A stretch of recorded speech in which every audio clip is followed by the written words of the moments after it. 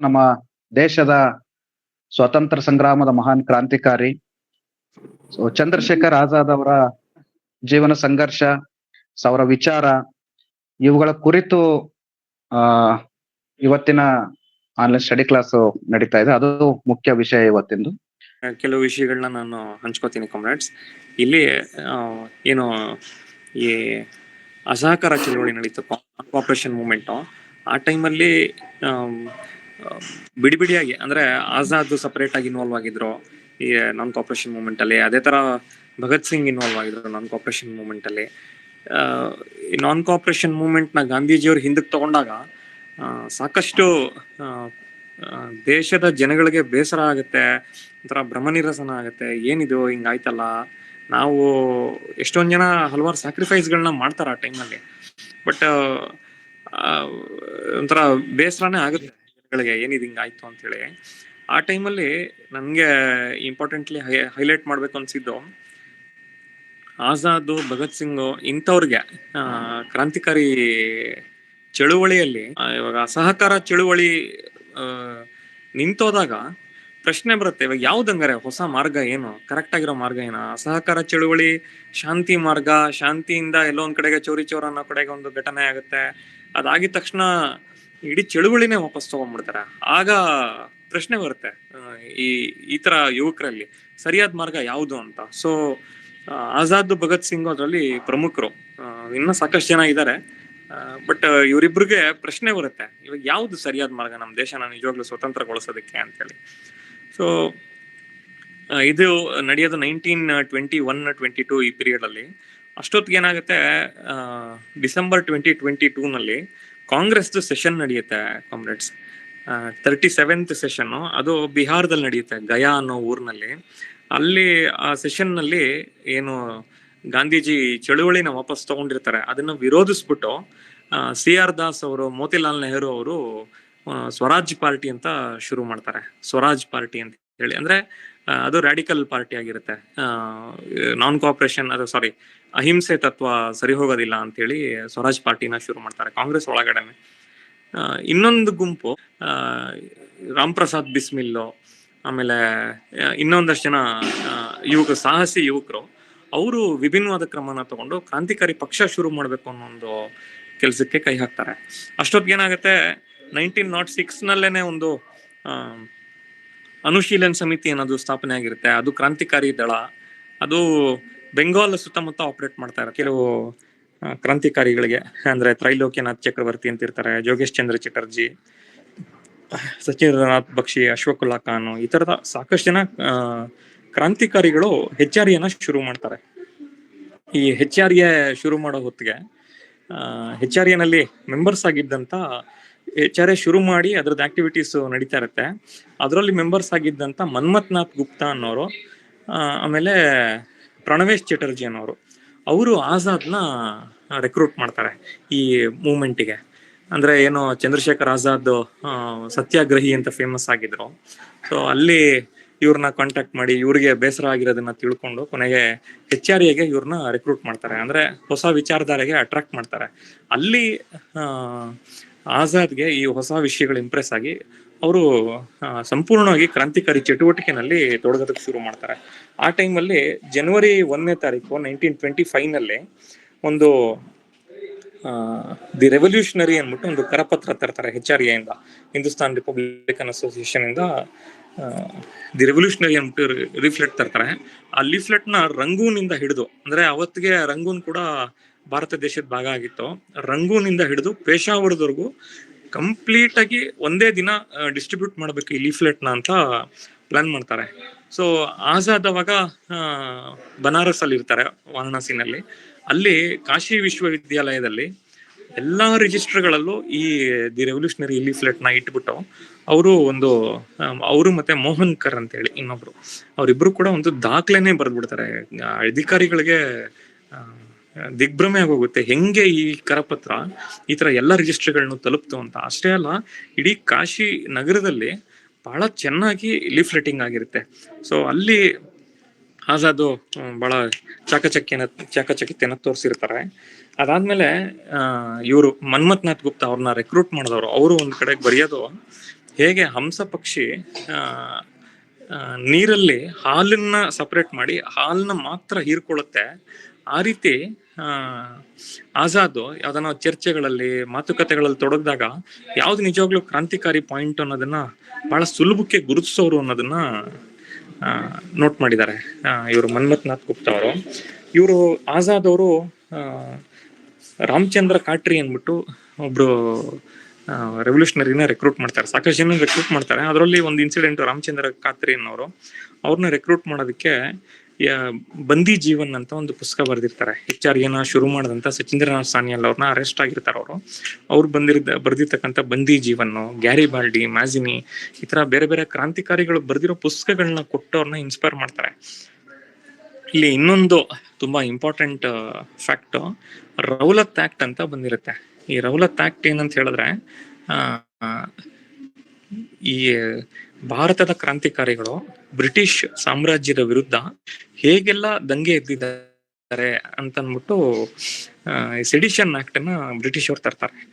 ಆ ಕಾಯ್ದೆನ ಒಂದು ಪುಸ್ತಕ ತರ ತರ್ತಾರೆ. ಆ ಪುಸ್ತಕದಲ್ಲಿ ಕ್ರಾಂತಿಕಾರಿಗಳು ಏನೆಲ್ಲ ಮಾಡಿದ್ದಾರೆ ಅನ್ನೋದು ಇರುತ್ತೆ. ಅದನ್ನ ಕ್ರಾಂತಿಕಾರಿಗಳು ತುಂಬಾ ಚೆನ್ನಾಗಿ ಅವರ ಒಂದು ಉಪಯೋಗಕ್ಕೆ ಬಳಸ್ಕೋತಾರೆ.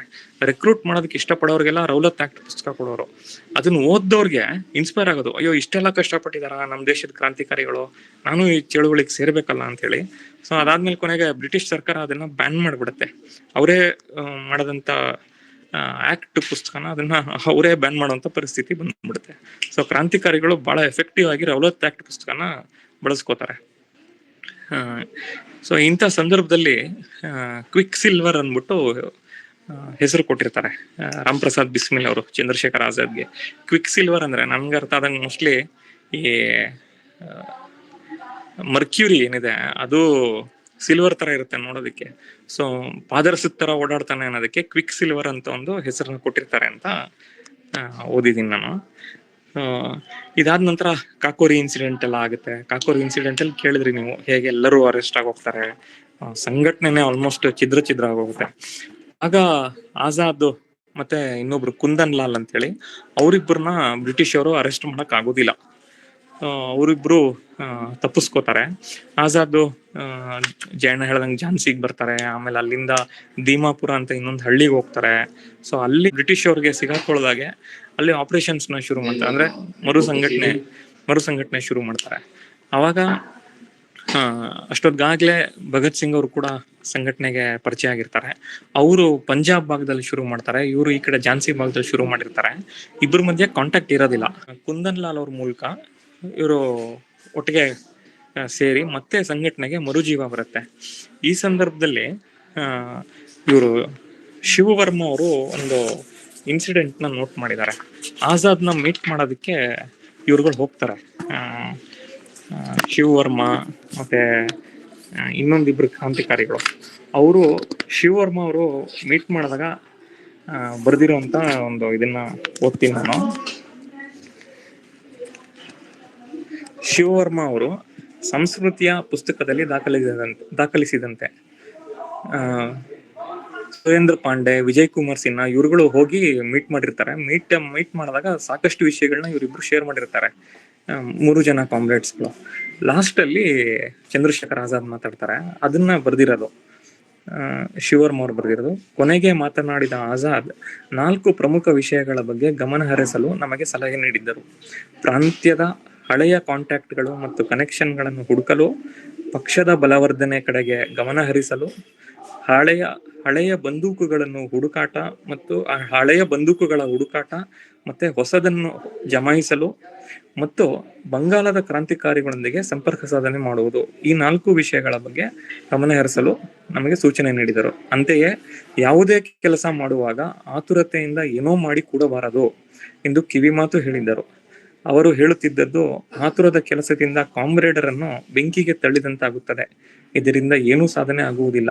ನಮ್ಮ ಪ್ರತಿ ಹೆಜ್ಜೆಯು ಆಲೋಚನಾ ಭರಿತವಾಗಿರಬೇಕು ಎಂದು ಹೇಳಿದ್ದರು. ಇದು ಶಿವವರ್ಮ ಅವರು ಹೇಳಿದ್ದು. ಈ ಇನ್ಸಿಡೆಂಟ್ ನಡೆದಾಗ ಆಜಾದ್ಗೆ 19 ವರ್ಷ. ಸೊ ಅವರು ಹೇಗೆ ಒಬ್ಬ ಮಾಗಿದ ಕ್ರಾಂತಿಕಾರಿಯಾಗಿ ಎವಾಲ್ವ್ ಆಗಿದ್ರು ಅನ್ನೋದು ನಮ್ಗೆ ಇಲ್ಲಿ ಕಾಣುತ್ತೆ. ಇನ್ನೊಂದು ಇಲ್ಲಿ ಬರ್ಕೊಂಡಿದ್ದೀನಿ, ಅಮರ್ ಶಹೀದ್ ಚಂದ್ರಶೇಖರ್ ಆಜಾದ್ ಅಂದ್ಬಿಟ್ಟು ಇನ್ನೊಬ್ರು ಬರ್ದಿರೋದು ವೈಶಂಪಾಯಣ ಅಂತೇಳಿ. ಚಂದ್ರಶೇಖರ್ ಆಜಾದ್ ಅವ್ರ ಜೊತೆಗೆ ಕೊನೆಯವರೆಗೂ ಇದ್ದವ್ರು ಇವರು. ರೈಟ್ ಹ್ಯಾಂಡ್ ಮ್ಯಾನ್ ಚಂದ್ರಶೇಖರ್ ಆಜಾದ್ಗೆ ವಿಶ್ವನಾಥ ರಾವ್ ವೈಶಂಪಾಯಣ ಅಂದ್ಬಿಟ್ಟು ಅವರು ಬರೆದಿದ್ದಾರೆ. ದೀಮಾಪುರದಲ್ಲಿ ಆಜಾದ್ ಸಾಧು ವೇಷಧಾರಿಯಾಗಿದ್ದಾಗ ನಾವು ಕೆಲವರು ಆಜಾದ್ರನ್ನು ಭೇಟಿ ಮಾಡಲು ಹೋಗುತ್ತಿದ್ದೆವು. ನಮ್ಮ ಭೇಟಿ ಕೆಲವೇ ಗಂಟೆಗಳು ಇರುತ್ತಿತ್ತು, ಆದರೆ ವಾಲ್ಯೂಮ್ ಗಟ್ಟಲೆ ಅಂದ್ರೆ ಎಷ್ಟೊಂದು ಪುಸ್ತಕಗಳಷ್ಟು ಜ್ಞಾನ ಪಡೆದು ಬರುತ್ತಿದ್ದೆವು. ಅವರು ಇಲ್ಲಿ ಇನ್ನೊಂದು ಹೇಳ್ತಾರೆ, ಬೋಧನೆ ಮಾಡುವ ನಾಯಕರು ಜನರ ಬುದ್ಧಿಶಕ್ತಿಯನ್ನು ಮಾತ್ರ ಮುಟ್ಟುತ್ತಾರೆ, ಆದರೆ ಆಜಾದ್ರಂತ ನಾಯಕರು ಹೃದಯಾಂತರಾಳವನ್ನು ಮುಟ್ಟುತ್ತಾರೆ. ಇಂತಹವರು ಅತ್ಯಲ್ಪ. ಇದನ್ನ ಹೇಳ್ತಾರೆ. ಸೊ ಇದು ಆರ್ಗನೈಸೇಷನ್ ಸೆನ್ಸ್ ಆಜಾದ್ ಅವ್ರಿಗೆ ಹೇಗಿತ್ತು ಅನ್ನೋದು. ಇನ್ನೊಂದು ಇಲ್ಲಿ ಇವ್ರಿಗೆ ಜಯಣ್ಣವ್ರು ಹೇಳ್ತಾ ಇದ್ರು ಹೆಂಗೆ ಸಂಘಟನೆ ಒಳಗಡೆ ತಲೆ ಹಾಕೋರು ಅವರು ಅನ್ನೋದನ್ನ. ಅಲ್ಲಿ ಬಹಳ ಕಠೋರಿ ಆಜಾದ್. ಅಂದ್ರೆ ಸಂಘಟನೆಯ ಗೌಪ್ಯತೆ ಈ ವಿಷಯಗಳು ಬಂದಾಗ, ಅಥವಾ ಡಿಸಿಪ್ಲಿನು ಈ ವಿಷಯಗಳು ಬಂದಾಗ ಬಹಳ ಸ್ಟ್ರಿಕ್ಟ್ ಆಜಾದ್, ಸ್ಟ್ರಿಕ್ಟ್ ಮನುಷ್ಯ. ಅದೇ ಆಜಾದ್ ಹೇಗೆ ಕಾಮ್ರೇಡ್ಸ್ ಗಳ ಬಗ್ಗೆ ಕೇರ್ ತಗೋತಾ ಇದ್ರು ಅನ್ನೋದನ್ನ ಶಿವವರ್ಮ ಹೇಳ್ತಾರೆ. ಆಜಾದ್ ನಮ್ಮ ಸೇನಾಪತಿ ಅಷ್ಟೇ ಆಗಿರಲಿಲ್ಲ, ನಮ್ಮ ಕುಟುಂಬದ ಹಿರಿಯರೂ ಆಗಿದ್ದರು. ಅವರು ಪ್ರತಿಯೊಬ್ಬ ಸಂಗಾತಿಯ ಸಣ್ಣ ಪುಟ್ಟ ಅಗತ್ಯಗಳನ್ನು ನೋಡಿಕೊಳ್ಳುತ್ತಿದ್ದರು. BK ದತ್ಗೆ ಔಷಧಿ ಬಂದಿಲ್ಲ, ಜಯದೇವ್ಗೆ ಅಂಗಿ ಬೇಕು, ರಾಜ್ಗುರು ಚಪ್ಪಲಿಗಳು ಇಲ್ಲ, ವಿಜಯ್ಗೆ ಹುಷಾರಿಲ್ಲ ಇತ್ಯಾದಿಗಳು ಆಜಾದ್ರ ದಿನನಿತ್ಯದ ಚಿಂತೆಗಳಾಗಿದ್ದವು. ಅಂದ್ರೆ ಕಾಮ್ರೇಡ್ಸ್ ಗಳ ಬಗ್ಗೆ ಎಷ್ಟು ಕೇರ್ ತಗೊಳ್ಳೋರು. ಸಂಘಟನೆಗೆ ಹೊಸದಾಗಿ ಬರ್ತಾ ಇದಾರೆ ಅಂದಾಗ, ಅಥವಾ ಆ ಕಾಮ್ರೇಡ್ಸ್ ಗಳನ್ನ ನಾವು ಎಷ್ಟು ಮುತುವರ್ಜಿ ವಹಿಸ್ಬೇಕು ಆ ಕಾಮ್ರೇಡ್ಸ್ ಬಗ್ಗೆ ಅನ್ನೋದು ನಮಗೆ ಒಂದು ತುಣುಕು ಸಿಗುತ್ತೆ. ಕಾಮಿಡಿಲಿ ಒಂದು ಐಡಿಯಾ ಸಿಗುತ್ತೆ ಇಲ್ಲಿ. ನೆಕ್ಸ್ಟ್ ಈ ಕ್ರಾಂತಿಕಾರಿಗಳು ಮಾನವ ಜೀವನನೇ ಲೆಕ್ಕಕ್ಕೆ ಇಡ್ತಾ ಇಲ್ಲ, ರಕ್ತ ಪಿಪಾಸುಗಳು ಅನ್ನೋ ಹತ್ರ ಏನು ಆಗಿನ ಕಾಲದಲ್ಲಿ ಸ್ವಲ್ಪ ಪ್ರಚಲಿತವಾಗಿತ್ತು, ಅಥವಾ ಇವಾಗ್ಲೂ ಹಂಗೆ ಹೇಳ್ತಾರೆ. ಇಲ್ಲಿ ಎರಡು ಇನ್ಸಿಡೆಂಟ್ ನನಗೆ ಹೇಳ್ಬೇಕಂತ ಅನಿಸ್ತು. ಒಂದ್ಸತಿ ಏನಾಗುತ್ತೆ, ಗಂಗಾ ನದಿ ತೀರದಲ್ಲಿ ಒಬ್ಬ ಸಾಧು ಒಂದು ಅಮೂಲ್ಯವಾದ ಮಣಿ ಇಟ್ಕೊಂಡಿರ್ತಾನೆ. ಅದು ಸಿಕ್ಕಿದ್ರೆ ನಮ್ಗೆ ಪಾರ್ಟಿಗೆ ತುಂಬಾ ದೊಡ್ಡ ಮೊತ್ತದ ಹಣ ಸಿಗುತ್ತೆ ಅಂತ ಹೇಳಿ ಕಾಮ್ರೇಡ್ಸ್ ಅದನ್ನ ಲೂಟಿ ಮಾಡ್ಬೇಕು ಅಂತ ಪ್ಲಾನ್ ಮಾಡ್ತಾರೆ. ಅವಾಗ ಅಲ್ಲಿಗೆ ಶಿವವರ್ಮ ಅವರು ಒಂದಷ್ಟು ಜನ ಬೇರೆಯವ್ರನ್ನ ಕರ್ಕೊಂಡು ಆ ಜಾಗಕ್ಕೆ ಹೋಗ್ತಾರೆ. ಆ ಜಾಗಕ್ಕೆ ಹೋದಾಗ ಅಲ್ಲಿ ನೋಡ್ತಾರೆ ಆಜಾದ್ ಕೂಡ ಬಂದಿರ್ತಾರೆ. ಅಲ್ಲಿ ನೋಡಿದ್ರೆ ತುಂಬಾ ಜನ ಸೇರ್ಬಿಟ್ಟಿರ್ತಾರೆ. ಆಜಾದ್ ಅವಾಗ ಆಕ್ಷನ್ ನ ಕ್ಯಾನ್ಸಲ್ ಮಾಡ್ಬಿಡ್ತಾರೆ. ನಾವ್ ಇವಾಗ ಬಂದೂಕ್ ತೆಗೆದ್ರೆ ಎಷ್ಟೊಂದ್ ಜನ ಸತ್ ಹೋಗ್ತಾರೆ, ಇಲ್ಲಿ ನಾವ್ ಹಂಗ್ ಮಾಡೋದ್ ಸರಿ ಹೋಗೋದಿಲ್ಲ ಅಂತ ಹೇಳಿ, ಬೇಡ ಈ ಕೆಲಸ ಮಾಡೋದ್ ಬೇಡ ಇವಾಗ ಅಂತಾರೆ. ಆಗ ಶಿವವರ್ಮ ಜೊತೆಗಿದ್ದವರು ಯಾರೋ ಒಬ್ರು, ನಾವಿಲ್ಲೇನ್ ಹೆಣ್ಣು ಕೇಳಕ್ ಬಂದಿದೀವ, ನಾವು ಬಂದಿರೋದು ಲೂಟಿ ಮಾಡೋದಕ್ಕೆ, ಲೂಟಿ ಮಾಡ್ಕೊಂಡು ಹೋಗ್ಬೇಕಷ್ಟೇ ಅಂತಾರೆ. ಕೇಳ್ತಾ ಇದ್ದಂಗೆನೆ ಆಜಾದ್ಗೆ ಕೆಂಡ ಮಂಡಲ ಹೋಗ್ತಾರೆ, ಗನ್ ಹತ್ರ ಕೈ ಹೋಗ್ಬಿಡುತ್ತೆ. ಯಾರು ಬಂದಿರೋದು ಇವನ್ನ ಅಂತ. ಆಮೇಲೆ ಮಾತಾಡ್ತಾ ಗೊತ್ತಾಗುತ್ತೆ, ಈ ಪೇಶಾವರದಿಂದ ಡಕಾಯಿತರು ನಾವು ನಿಮ್ಗೆ ಹೆಲ್ಪ್ ಮಾಡ್ತೀವಿ ಅಂತ ಬಂದ್ಬಿಟ್ಟಿರ್ತಾರೆ. ಅವ್ರನ್ನ ಶಿವವರ್ಮ ಕರ್ಕೊಂಡ್ ಬಂದ್ಬಿಟ್ಟಿರ್ತಾರೆ. ಆಗ ಶಿವವರ್ಮಗೆ ಹೇಳ್ತಾರೆ, ಅಯ್ಯೋ ಇಂಥವ್ರ ಜೊತೆಗೆ ನಾವು ಸೇರ್ಲೇಬಾರ್ದು, ಕೊನೆಗೆ ಒಂದಿನ ಪೊಲೀಸ್ ಅವ್ರಿಗೆ ನಮ್ಮನ್ನ ಇವರೇ ಹಿಡ್ಕೊಟ್ಬಿಡ್ತಾರೆ, ಮತ್ತೆ ಇವ್ರಿಗೆ ಯಾವ್ದೇ ನೈತಿಕತೆ ಇರೋದಿಲ್ಲ ಅಂತ ಹೇಳಿ ಅಲ್ಲಿ ಒಂದು ಲೈನ್ ಹೇಳ್ತಾರೆ. ಪಕ್ಷಕ್ಕೆ ಹಣದ ಅವಶ್ಯಕತೆ ಖಂಡಿತ ಇದೆ, ಆದರೆ ಮನುಷ್ಯರ ಜೀವನದ ಬೆಲೆಯು ಏನೂ ಕಮ್ಮಿ ಇಲ್ಲ ಎಂದು ಶಿವವರ್ಮಗೆ ಹೇಳಿದ್ದರು ಅಂತ ಬರ್ಕೊಂಡಿದ್ದಾರೆ. ಇನ್ನೊಂದ್ಸತಿ ಏನಾಗುತ್ತೆ, ಈ ಬುಂಡೇಲ್ಖಂಡ್ ರಾಜ್ಯದಲ್ಲಿ ಏನು ಆಜಾದ್ ಓಡಾಡ್ಕೊಂಡಿರ್ತಾರೆ, ಅಲ್ಲಿ ಸುಮಾರು ಜನ ಠಾಕೂರ್ಗಳು ಪರಿಚಯ ಇರ್ತಾರೆ. ಆ ಠಾಕೂರ್ಗಳಲ್ಲಿ ಕೆಲವ್ರಿಗೆ ಆಜಾದ್ ರಿಯಲ್ ಐಡೆಂಟಿಟಿ ಕೂಡ ಗೊತ್ತಿರುತ್ತೆ. ಆಜಾದ್ ಒಬ್ಬ ಕ್ರಾಂತಿಕಾರಿ, ಮತ್ತೆ ಶಾರ್ಪ್ ಶೂಟರ್, ಈ ತರದೆಲ್ಲ ಗೊತ್ತಿರುತ್ತೆ. ಕೆಲವರು ಇವರು ಸೇರ್ಬಿಟ್ಟು ಏನ್ ಮಾಡ್ತಾರೆ, ನೀವು ಇಂಥ ಒಬ್ಬ ಠಾಕೂರ್ ಇದ್ದಾನೆ, ಅವನನ್ನ ಸಾಯಿಸ್ಬಿಡ್ರಿ, ನಿಮ್ಗೆ ನಿಮ್ಮ ಪಕ್ಷಕ್ಕೆ ಎಷ್ಟು ಹಣ ಬೇಕೋ ಕೊಡ್ತೀವಿ ನಾವು ಅಂತ ಶುರು ಮಾಡ್ತಾರೆ. ಆಜಾದ್ಗೆ ಇದ್ಯಾಕೋ ಇಷ್ಟ ಆಗೋದಿಲ್ಲ, ಏನೇನೋ ಸಬೂಬ್ಗಳು ಹೇಳಿ ಆಯ್ತು ಬಿಡಿ ಇನ್ನೊಂದ್ಸತಿ ಬರ್ತೀವಿ ಏನೋ ಅಂತ ಹೇಳ್ಕೊಂಡು ಬಂದ್ಬಿಡ್ತಾರೆ. ಬಂದ್ಬಿಟ್ಟು ಪಾರ್ಟಿ ಸೆಂಟ್ರಲ್ಲಿ ಇದ್ರ ಬಗ್ಗೆ ಮಾತಾಡ್ತಾ ಇರ್ತಾರೆ. ಅವಾಗ ಯಾರೊಬ್ರು ಕಾಮ್ರೇಡ್, ಯಾರು ಅಂತ ಬರ್ದಿಲ್ಲ, ಯಾರೊಬ್ಬ ಕಾಮ್ರೇಡ್ ಏನ್ ಮಾಡ್ತಾರೆ, ನಾವು ಮಾಡ್ಬೋದಿತ್ತಲ್ಲ ಅಂತ ತರ್ಕ ಶುರು ಮಾಡ್ಬಿಡ್ತಾರೆ. ಅವಾಗ ಇಮಿಡಿಯೇಟ್ಲಿ ಇವರು ದಾಖಲಿಸಿರೋದು, ಶಿವವರ್ಮ ಅವರು ದಾಖಲಿಸಿರೋದು, ನಮ್ಮ ದಳ ಆದರ್ಶವಾದಿ ಕ್ರಾಂತಿಕಾರಿಗಳ ದಳ, ದೇಶಭಕ್ತರ ದಳ, ಕೊಲೆಗಡುಕರದ್ದಲ್ಲ. ಹಣ ಇರಲಿ ಬಿಡಲಿ, ನಾವುಗಳು ಹಸಿವೆಯಲ್ಲಿದ್ದು ನೇಣಿಗೆ ಬೇಕಾದರೂ ಏರೋಣ, ಆದರೆ ಇಂತಹ ನೀಚ ಕೆಲಸವನ್ನು ಮಾಡಲು ಸಾಧ್ಯವಿಲ್ಲ ಅಂತ ಹೇಳ್ತಾರೆ ಅಂತ ಬರ್ಕೊಂಡಿದ್ದಾರೆ. ಅಂದ್ರೆ ಹೇಗಾದ್ರೂ ಮಾಡಿ ಹಣ ಗಳಿಸ್ಬಿಡ್ಬೇಕು ಅನ್ನೋದು ನಮ್ಮ ಉದ್ದೇಶನೇ ಅಲ್ಲ. ಕಷ್ಟದಲ್ಲಿದ್ದೀವಿ ಅದಕ್ಕೋಸ್ಕರ ಎಲ್ಲಿಂದ ದುಡ್ಡು ಬಂದ್ಬಿಡುತ್ತೆ ಅನ್ನೋದೇ ಉದ್ದೇಶ ಅಲ್ಲ. ನೀತಿ ನೈತಿಕತೆ ಅಥವಾ ಜನಗಳನ್ನ ಪ್ರೀತಿಸೋದು ಈ ಒಂದು ಮೌಲ್ಯ ಕಾಣುತ್ತೆ ಕಾಮ್ರೇಡ್ಸ್ ನಮ್ಮಲ್ಲಿ. ಇದಾದ ನಂತರ HSRA ಬೆಳವಣಿಗೆ ಬರುತ್ತೆ. HRA ಅಂತ ಇದ್ದದನ್ನ HSRA ಅಂತ ಮಾಡ್ತಾರೆ. ಅಲ್ಲಿ ಕಮಾಂಡರ್ ಇನ್ ಚೀಫ್ ಆಗಿ ಆಜಾದ್ ಎಲೆಕ್ಟ್ ಆಗ್ತಾರೆ. ಸೊ ಈ ಸಂದರ್ಭದಲ್ಲಿ ಸಮಾಜವಾದದತ್ತ ಆಕರ್ಷಣೆ ಬಗ್ಗೆ ಶಿವವರ್ಮ ಅವರು ಒಂದು ನೋಟ್ ಬರೆದಿದ್ದಾರೆ. ಆಜಾದ್ಗೆ ಸಮಾಜವಾದದ ಬಗ್ಗೆ ಹೇಗ್ ಬಂತು ಆಕರ್ಷಣೆ ಅನ್ನೋದಕ್ಕೆ, ಅಥವಾ ಅವ್ರಿಗೆ ಒಪಿನಿಯನ್ ಏನಿತ್ತು ಸಮಾಜವಾದದ ಬಗ್ಗೆ ಅಂತ ಅನ್ನೋದಕ್ಕೆ ಶಿವವರ್ಮ ಅವರು ಏನ್ ಪಾಯಿಂಟ್ ಹೇಳ್ತಾರೆ ಅಂದ್ರೆ, ಈ ಸಂಸ್ಕೃತಿಯ ಲೇಖನದಲ್ಲಿ ಅವರು ಬರೆದಿರೋ ಐಡಿಯಾಲಜಿಕಲಿ ತಗೊಂಡ್ರೆ ಭಗತ್ ಸಿಂಗ್ ಆಗ್ಲಿ, ಭಗವತಿ ಚರಣ್ ವೋಹರಾ, ಆಮೇಲೆ ಸುಖದೇವ್, ಇವ್ರುಗಳೆಲ್ಲ ತುಂಬಾ ಐಡಿಯಾಲಜಿಕಲಿ ಶಾರ್ಪ್ ಆಗಿದ್ದವರು. ಬಟ್ ಆಜಾದ್ ಒಪಿನಿಯನ್ ಏನಿತ್ತು ಅನ್ನೋದ್ರ ಬಗ್ಗೆ ಹೇಳ್ತಾರೆ ಇಲ್ಲಿ. ಆಜಾದ್ ಅವರು ಸಮಾಜವಾದದತ್ತ ಆಕರ್ಷಿತರಾಗಲು ಮತ್ತೊಂದು ಕಾರಣವಿದೆ. ಆಜಾದ್ ಬಹಳ ಬಡ ಕುಟುಂಬದಲ್ಲಿ ಜನಿಸಿದರು ಮತ್ತು ಅವರು ವೈಯಕ್ತಿಕ ಜೀವನದಲ್ಲೂ ಬಡತನದ ನೋವು ಅನುಭವಿಸಿದ್ದರು. ಬಾಲ್ಯದಲ್ಲಿ ಅವರು ಬಾವ್ರಾ ಮತ್ತು ಅದರ ಸುತ್ತಮುತ್ತಲಿನ ಪ್ರದೇಶಗಳ ಬುಡಕಟ್ಟು ಜನಾಂಗದವರು ಮತ್ತು ರೈತರ ಜೀವನವನ್ನು ಸೂಕ್ಷ್ಮವಾಗಿ ಗಮನಿಸಿದ್ದರು. ಬನಾರಸ್ಗೆ ಹೋಗುವ ಮೊದಲು ಅವರೇ ಸ್ವತಃ ಬಾಂಬೆಯಲ್ಲಿ ಕಾರ್ಮಿಕನಾಗಿದ್ದು ಕಾರ್ಮಿಕರ ಬದುಕನ್ನು ಬಹಳ ಹತ್ತಿರದಿಂದ ಕಂಡಿದ್ದರು. ವೈಶಂಪಾಯಣ ಅವರು ಉಲ್ಲೇಖಿಸುತ್ತಾರೆ, ರೈತರು ಅಥವಾ ಕಾರ್ಮಿಕರ ವಿಷಯದ ಕುರಿತು ಆಜಾದ್ ಚರ್ಚೆ ಮಾಡುವಾಗ ಅವರಲ್ಲಿ ಆಳವಾದ ಭಾವನೆಯ ಒಂದು ತುಣುಕು ಸ್ಪಷ್ಟವಾಗಿ ಕಾಣುತ್ತಿತ್ತು. ಹೀಗೆ ಆಜಾದ್ ಸಮಾಜವಾದದತ್ತ ಆಕರ್ಷಿತರಾದರು. ಇದನ್ನ ಬರೀತಾರೆ. ಅವರಲ್ಲಿ ಇದ್ದಂತಹ ಕ್ರಾಂತಿಕಾರಿ ಚಾರಿತ್ರ್ಯ ಅವ್ರನ್ನ ಸಮಾಜವಾದದ ಹತ್ರ ಆ ಕಡೆಗೆ ಆಕರ್ಷಿಸಿದ್ದು ಅನ್ನೋದನ್ನ ಗುರುತಿಸ್ಬೇಕು ಅನ್ಸುತ್ತೆ. ಈ ಅಸೆಂಬ್ಲಿ ಬಾಂಬಿಂಗ್ ಕೇಸ್ ಏನ್ ಬರುತ್ತೆ, ಅಸೆಂಬ್ಲಿ ಬಾಂಬಿಂಗ್ ಕೇಸಲ್ಲಿ ಬಂದಾಗ ಅವರು ಸೆಂಟ್ರಲ್ ಕಮಿಟಿನಲ್ಲಿ ಚರ್ಚೆ ಆಗುತ್ತೆ ಬಾಂಬ್ ಹಾಕೋದಕ್ಕೆ ಯಾರ್ಯಾರು ಹೋಗ್ಬೇಕು ಅಂತ. ಇನಿಷಿಯಲಿ ಭಗತ್ ಸಿಂಗ್ ಹೋಗ್ತೀನಿ ಅಂದಾಗ ಅದನ್ನ ಸ್ಟಾಪ್ ಮಾಡ್ಬಿಡ್ತಾರೆ ಆಜಾದ್, ಇಲ್ಲ ಬೇರೆ ಕೇಸ್ಗಳೆಲ್ಲ ಓಪನ್ ಆಗೋಗುತ್ತೆ ಬೇಡ ಅಂತ. ಬಟ್ ಭಗತ್ ಸಿಂಗ್ ಅವರು ಮತ್ತೊಮ್ಮೆ CC ಮೀಟಿಂಗ್ ಕರೆದು ಅಲ್ಲಿ ಇದನ್ನ ಚರ್ಚೆ ಮಾಡ್ತಾರೆ, ಇದು ಇವರು ಅವರೇ ಹೋಗ್ಬೇಕು ಅಂತೇಳಿ. ಆಗ ಆಜಾದ್ ಆ ಒಂದು ಡಿಸಿಷನ್ ಕೂಡ ಒಪ್ಕೋತಾರೆ. ಅಲ್ಲಿ ಆಜಾದ್, ಶಿವವರ್ಮ ಅವರು ಬರೆಯೋದು, ಆಜಾದ್ ಎಂದು ತಮ್ಮ ಅಭಿಪ್ರಾಯವನ್ನು ಸಮಿತಿಯ ಮೇಲೆ ಹೇರಿದವರಲ್ಲ ಅಂತ ಬರೀತಾರೆ. ಮತ್ತೆ ಅವ್ರು ಇನ್ನೊಂದು ಹೇಳೋದು, ಹಿರಿಯನಾಗಿದ್ದರೂ ಹಿರಿತನದ ಅಹಂಕಾರ ಅಥವಾ ಗರ್ವ ಇವರನ್ನು ಸೋಕಲು ಸಹ ಸಾಧ್ಯವಾಗಲಿಲ್ಲ ಅಂತ ಹೇಳ್ತಾರೆ.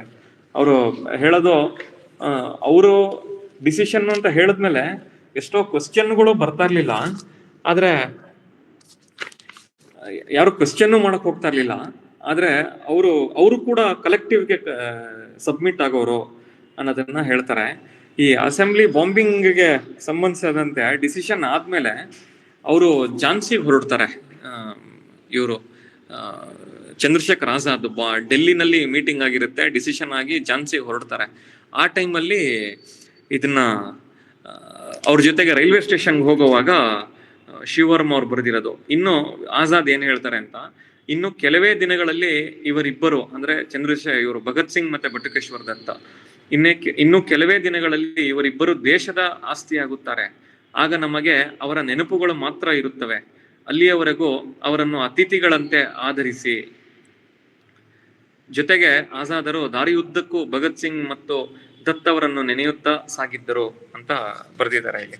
ಅಂದ್ರೆ ಜೊತೆಗಿದ್ದಂತ ಕಾಮ್ರೇಡ್ಸ್ ಗಳ ಬಗ್ಗೆ ಅವ್ರಿಗೆ ಎಷ್ಟು ಪ್ರೀತಿ ಇರ್ತಾ ಇತ್ತು, ಈ ವಿಷಯಗಳು ನಮ್ಗೆ ಕಾಣಿಸುತ್ತೆ.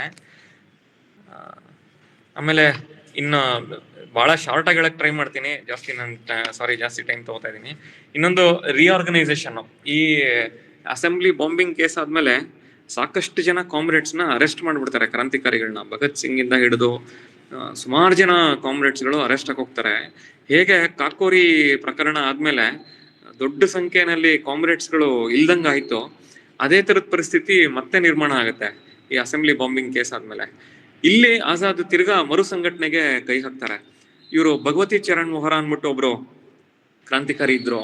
ಅವರು ಹಲವಾರು ಗೊಂದಲಗಳ ಮಧ್ಯದಲ್ಲಿ ಅವರು ಆಕ್ಟಿವ್ ಆಗಿರೋದಿಲ್ಲ, ಅಥವಾ ಆಕ್ಟಿವ್ ಆಗಿರಲ್ಲ ಅಲ್ಲ, HSR ಒಳಗಡೆ ಇರೋದಿಲ್ಲ. ಅವ್ರು ಆಕ್ಟಿವ್ ಆಗಿರ್ತಾರೆ, ಬಟ್ HSR ಒಳಗಡೆ ಇರೋದಿಲ್ಲ.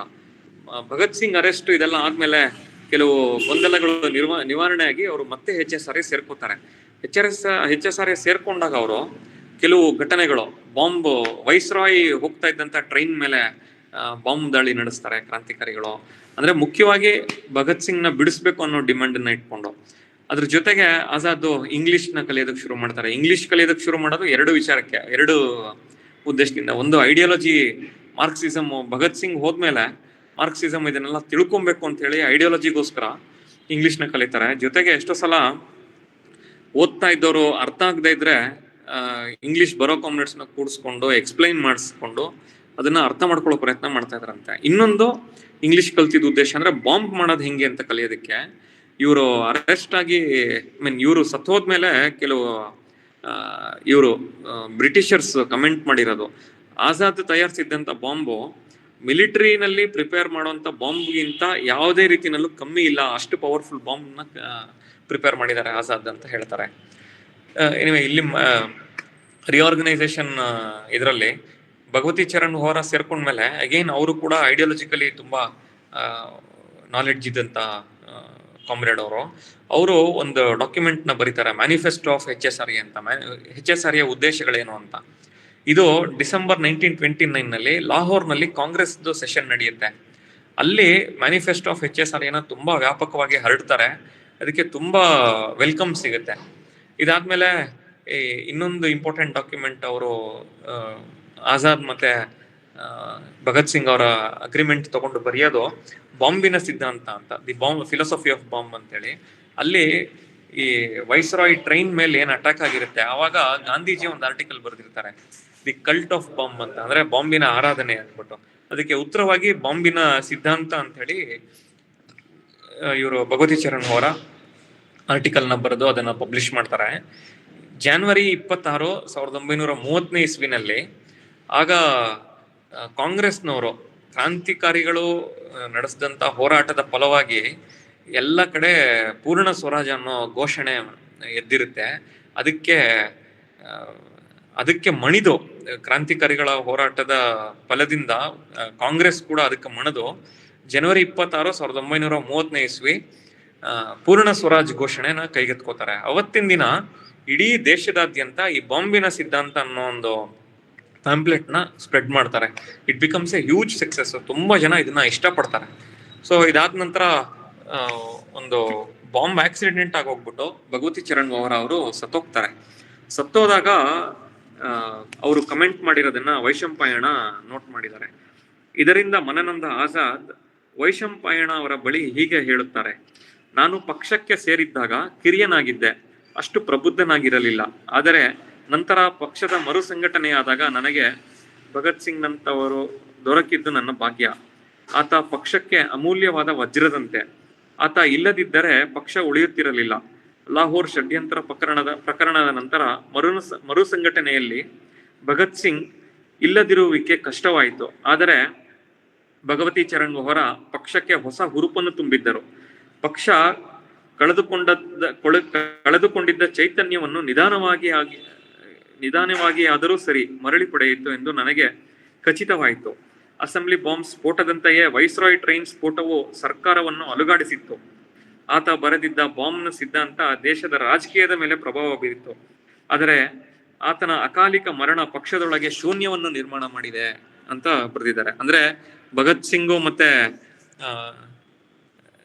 ಸಿಂಗ್ ಸಂಘಟನೆ ಒಳಗೆ ಅಂದ್ರೆ ಹೊರಗಡೆ ಆಕ್ಟಿವಿಟೀಸ್ಗೆ ಇಲ್ಲದೆ ಇರೋದು, ಅಥವಾ ಭಗವತಿ ಚರಣ್ ವೋಹರಾ ಅವ್ರ ಡೆತ್, ಇದು HSR ಮೇಲೆ ಬಹಳ ದೊಡ್ಡ ಇಂಪ್ಯಾಕ್ಟ್ ನ ಮಾಡುತ್ತೆ ಕಾಮ್ರೇಡ್ಸ್. ಸೊ ಇಷ್ಟಾದ್ಮೇಲೂ ಕೂಡ ಇವ್ರದ್ದು ಅಗೈನ್ ಒಂಥರ ವ್ಯಾಕ್ಯೂಮ್ ಕ್ರಿಯೇಟ್ ಆದಾಗ ಆಜಾದ್ ರಿಆರ್ಗನೈಸೇಷನ್ಗೆ ಕೈ ಹಾಕ್ತಾರೆ. ಸೊ ಆ ರಿಆರ್ಗನೈಸೇಷನ್ ಪ್ರಯತ್ನದಲ್ಲಿ ಅವರು ಕೆಲವು ಕಾಮ್ರೇಡ್ಸ್ ನ ರಷ್ಯಾ ಕಳಿಸ್ಬೇಕು. Communist university of the toilers of the east ಅಂತ ಒಂದು ಮಾಸ್ಕೋದಲ್ಲಿ ಒಂದು ಟ್ರೈನಿಂಗ್ ಸ್ಕೂಲ್ ಇರುತ್ತೆ, ಮಾರ್ಕ್ಸಿಸ್ಟ್ ಟ್ರೈನಿಂಗ್ ಕೊಡೋದಕ್ಕೆ. ಅದಕ್ಕೆ ಕಳಿಸೋದಕ್ಕೆ ಕೆಲವು ಕಾಮ್ರೇಡ್ಸ್ ನ ರೆಡಿ ಮಾಡ್ಕೋತಾರೆ. ಸೊ ಈ ಟೈಮಲ್ಲಿ ಏನಾಗುತ್ತೆ, ಭಗತ್ ಸಿಂಗ್ ಅವ್ರನ್ನ ಹೊರಗೆ ಕರ್ಕೊಂಡ್ ಬರುವಂತ ಹಲವಾರು ಪ್ರಯತ್ನಗಳು ಕಂಟಿನ್ಯೂಸ್ ಆಗಿ ನಡೀತಾ ಇರುತ್ತೆ. ಅದು ಬಾಂಬ್ ಹಾಕ್ಬಿಟ್ಟು ಭಗತ್ ಸಿಂಗ್ನ ಗೋಡೆ ಹೊಡೆದು ಕರ್ಕೊಂಡ್ ಬರೋ ತರದ್ದು ಪ್ಲಾನ್ ನಡೆಯುತ್ತೆ. ಆ ಪ್ಲಾನ್ ನಲ್ಲೇನೆ ಇವರು ಭಗವತಿ ಚರಣ್ ಅವರ ತೀರೋಗೋದು, ಅಥವಾ ಅವ್ರನ್ನ ಒಂದ್ ಜೈಲಿಂದ ಇನ್ನೊಂದ್ ಜೈಲಿಗೆ ಶಿಫ್ಟ್ ಮಾಡೋಬೇಕಾರೆ ಆಚೆ ಕರ್ಕೊಂಬರೋಣ ಅಂತ, ಈ ತರ ಬೇರೆ ಬೇರೆ ತರ ಪ್ಲಾನ್ ನಡೆಯುತ್ತೆ. ಜೊತೆಗೆ ಪೊಲಿಟಿಕಲಿ ಕೂಡ ಪ್ರಯತ್ನ ಮಾಡಿರ್ತಾರೆ. ಜವಾಹರ್ಲಾಲ್ ನೆಹರು ಅವ್ರನ್ನ ಮೀಟ್ ಮಾಡುವಂಥದ್ದು, ಅಥವಾ ಗಾಂಧೀಜಿ ಅವ್ರನ್ನ ಮೀಟ್ ಮಾಡುವಂಥದ್ದು, ಈ ಪ್ರಯತ್ನಗಳನ್ನ ಕೂಡ ಮಾಡಿರ್ತಾರೆ. ಇಲ್ಲಿ ಒಂದು ಸ್ಮಾಲ್ ಇನ್ಸಿಡೆಂಟು, ದುರ್ಗಾ ಬಾಬಿ ಅವರು ಒಂದು ಇಂಟರ್ವ್ಯೂನಲ್ಲಿ ಹೇಳಿರೋದು, ಫೆಬ್ರವರಿ 26, 1931 ಅಂದ್ರೆ ಆಜಾದ್ ತೀರೋಗೋದು ಫೆಬ್ರವರಿ 27. ಸೊ 26, ಈ ಇನ್ಸಿಡೆಂಟ್ ನಾನು ಹೇಳ್ತಾ ಇರೋದು 26ನೇ ತಾರೀಕು ಫೆಬ್ರವರಿದು. 26 ಫೆಬ್ರವರಿ 1931 ಇಬ್ಬರು ಕ್ರಾಂತಿಕಾರಿ ಮಹಿಳೆಯರು, ಅಂದ್ರೆ ದುರ್ಗಾ ಬಾಬಿ, ಭಗವತಿ ಚರಣ್ ವೋಹರಾ ಅವರ ವೈಫ್, ಮತ್ತೆ ಭಗವತಿ ಚರಣ್ ವೋಹರಾ ಅವರ ಅಕ್ಕ ಸುಶೀಲಾ ದೀದಿ ಅಂತ. ದುರ್ಗಾ ಬಾಬಿ, ಸುಶೀಲಾ ದೀದಿ ಅವರಿಬ್ರು 26 ಫೆಬ್ರವರಿ 1931 ಕ್ರಾಂತಿಕಾರಿ ಮಹಿಳೆಯರು ದೆಹಲಿಗೆ ಖುದ್ದಾಗಿ ಗಾಂಧೀಜಿ ಅವರನ್ನು ಭೇಟಿ ಮಾಡಲು ಹೋಗುತ್ತಾರೆ.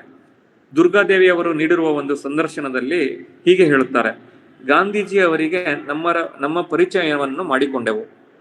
ನಂತರ ಹೇಳಿದೆವು, ನಾವು ಬಂದಿರುವುದು ಭಗತ್ ಸಿಂಗ್, ಸುಖದೇವ್ ಮತ್ತು ರಾಜ್ಗುರು, ಇವರು ರಾಜಕೀಯ ಕೈದಿಗಳು, ಇವರ ಗಲ್ಲು ಶಿಕ್ಷೆಯನ್ನು ನೀವು ತಡೆಯಿರಿ ಎಂದು ಕೇಳಿದೆವು.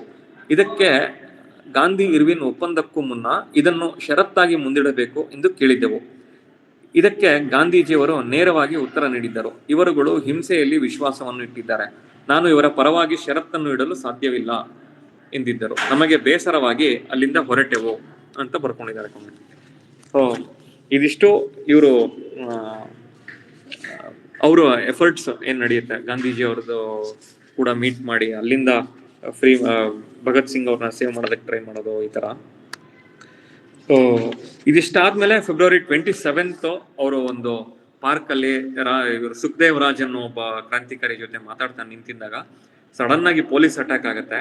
ಪೊಲೀಸ್ ಅಟ್ಯಾಕ್ ಆಗಿ ಅಲ್ಲಿ 32 ನಿಮಿಷಗಳ ಕಾಲ ಗುಂಡಿನ ಕಾಳಗ ನಡೆಯುತ್ತೆ. ಸೊ ಆಜಾದ್ ಒಬ್ರೆ ಈ ಕಡೆಗೆ ಒಂದು ಬೆಟಾಲಿಯನ್ ಪೊಲೀಸ್ ಅವರು ಫೈಟ್ ಮಾಡ್ತಾ ಇರ್ತಾರೆ. ಬಟ್ ಅವ್ರನ್ನ ಫೇಸ್ ಮಾಡಿ ನಿಲ್ಲುವಂಥದ್ದು ಆಜಾದ್. ಈ ಕಾಳಗದಲ್ಲಿ ಫಸ್ಟ್ ನಾಟ್ ಬವರ್ ಅನ್ನೋರು ಒಬ್ರು ಪೊಲೀಸ್ ಅಧಿಕಾರಿ, ಅವರು ಬಂದು ಅಟ್ಯಾಕ್ ಮಾಡ್ಬಿಡ್ತಾರೆ. ಆಜಾದ್ ಬಲಗಾಲು ಮುರಿದೋಗುತ್ತೆ. ಸೊ ಅಲ್ಲಿಂದ ಏಟಾಗಿ ಕೊನೆಗೆ ಆಜಾದ್ ಅವರು ಆ ಗುಂಡಿನ ಕಾಳಗದಲ್ಲಿ ತೀರೋಗ್ತಾರೆ. ಇಲ್ಲೊಂದು ಇಂಪಾರ್ಟೆಂಟ್ ಇನ್ಸಿಡೆಂಟ್ ಅಂದ್ರೆ, ಆಜಾದ್ ಮೇಲೆ ಗುಂಡು ಹಾರಿಸೋದಕ್ಕೆ 40 ಜನ ಪೊಲೀಸ್ ಕಾನ್ಸ್ಟೇಬಲ್ಗಳನ್ನ ಕರ್ಕೊಂಡ್ ಬಂದಿರ್ತಾರೆ ಬ್ರಿಟಿಷರ್ಸ್. ಅದರಲ್ಲಿ ಎಲ್ಲರೂ ಕೂಡ ಇಂಡಿಯನ್ಸ್ನೇ. ಆಜಾದ್ ಅವಾಗ್ಲೂ ಕೂಡ ಅಪೀಲ್ ಮಾಡ್ಕೋತಾರಂತೆ, ಇಂಡಿಯನ್ಸ್ ಯಾರು ನನ್ನ ಮೇಲೆ ಗುಂಡು ಹಾರಿಸ್ಬೇಡಿ ಅಂತ ಹೇಳಿ.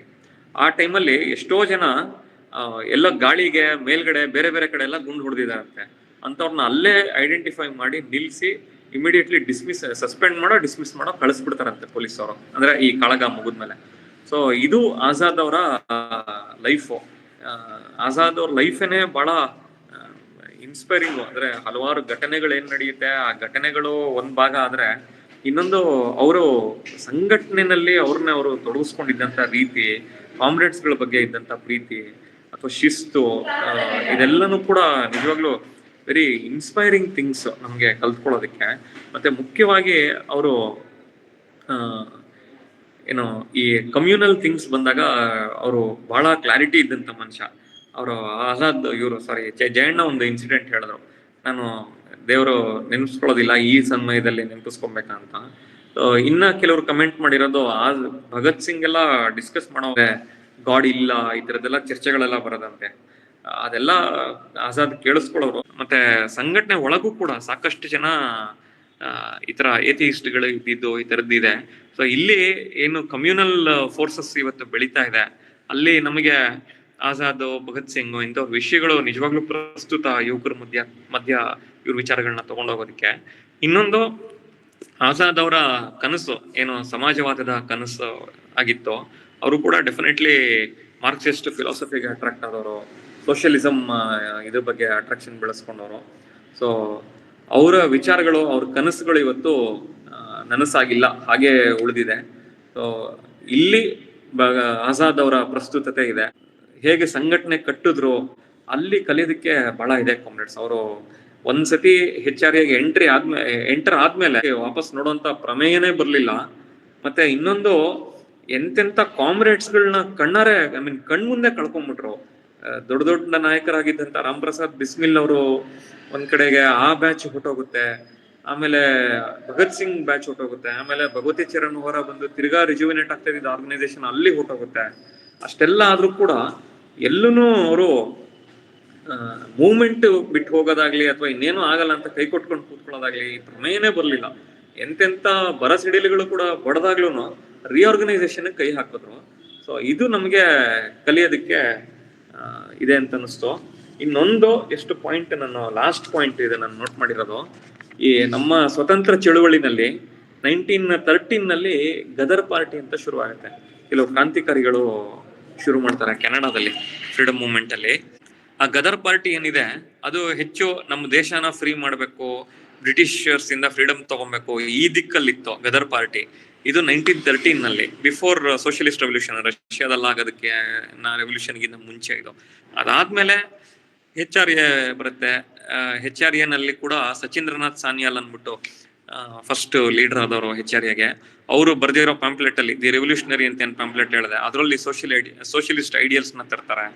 ಅದಾದ ನಂತರ HSRA ಏನು HRA ಮರುನಾಮಕರಣ ಆಗಿ HSRA ಆಗುತ್ತೆ.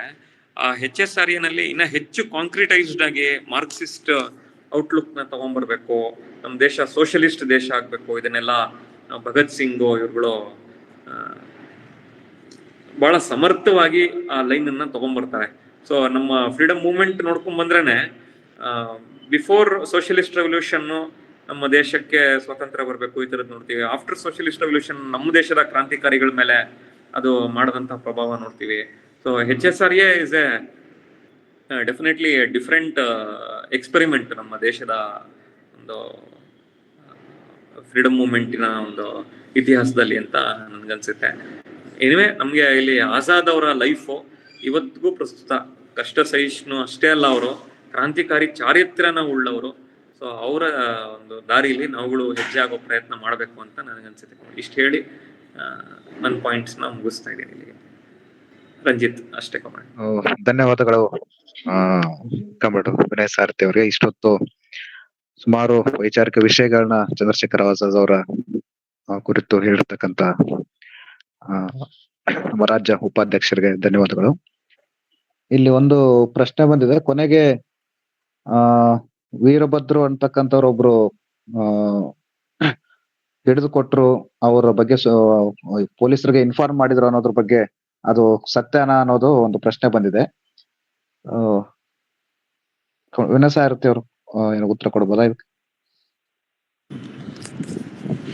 ಅದು ಒಂಥರ ಕಾಂಟ್ರವರ್ಷಿಯಲ್ ಪಾಯಿಂಟ್ನೇ, ಬಟ್ ಸುಮಾರು ಜನ ಈವನ್ ಈ ವಿಶ್ವನಾಥ್ ರಾವ್ ವೈಶಂಪಾಯಣ ಅಂತೆಲ್ಲ ನಾನೇನು ಹೇಳಿದೆ, ಅವರು ಮತ್ತೆ ಬೇರೆ ಬೇರೆ ಅವ್ರಿಗೆಲ್ಲ ಕೆಲವರು ನೋಟ್ ಮಾಡಿರೋದು. ಮಲ್ವಿಂದರ್ಜಿತ್ ಸಿಂಗ್ ವರೇಚ್ ಅನ್ಬಿಟ್ಟು ಒಬ್ರು ಹಿಸ್ಟೋರಿಯನ್ ಇದ್ದಾರೆ, ಅವರು ನೋಟ್ ಮಾಡಿರೋದು.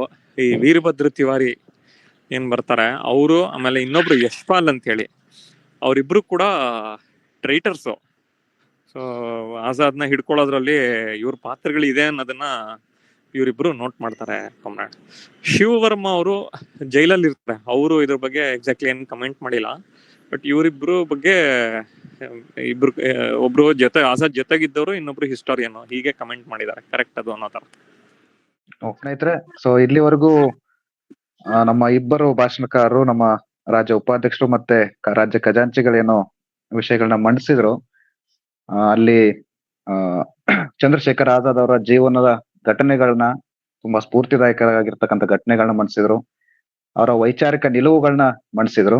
ಸೊ ಇಲ್ಲಿ ನಾವುಗಳು ಚಂದ್ರಶೇಖರ್ ಆಜಾದ್ ಅವರ ಜೀವನ ಸಂಘರ್ಷ ವಿಚಾರಗಳಿಂದ ಅವರಿಂದ ಸ್ಫೂರ್ತಿ ಪಡೆದು ನಮ್ಮ ರಾಜ್ಯದಲ್ಲೂ ಕೂಡ ಮುಂದೆ ಯುವಜನ ಚಳುವಳಿಯನ್ನ ಗಟ್ಟಿಗೊಳಿಸೋ ದಿಕ್ಕಿನಲ್ಲಿ ನಾವು ಭಾಗಿಯಾಗೋಣ. ಸೊ ಈ ದಿಕ್ಕಿನಲ್ಲಿ ಈ ಚರ್ಚೆ ಹೆಲ್ಪ್ ಆಗ್ಲಿ ಅನ್ನೋ ದಿಕ್ಕಿನ ಅದನ್ನ ಹೇಳ್ತಾನೆ. ಸೊ ನಮ್ಮ ಇಬ್ಬರು ಭಾಷಣಕಾರರಿಗೆ ಹಾಗೂ ಈ ಆನ್ಲೈನ್ ಸ್ಟಡಿ ಕ್ಲಾಸ್ ಅಲ್ಲಿ ಭಾಗಿಯಾಗಿರ್ತಕ್ಕಂಥ ಎಲ್ರಿಗೂ ಕೂಡ ನಮ್ಮ AIDYO ರಾಜ್ಯ ಸಮಿತಿಯ ವತಿಯಿಂದ ಕ್ರಾಂತಿಕಾರಿ ಅಭಿನಂದನೆಗಳನ್ನ ಹೇಳ್ತಾ, ಸೊ ಇಲ್ಲಿಗೆ ಈ ಅಧ್ಯಯನ ತರಗತಿನ ಮುಗಿಸೋಣ.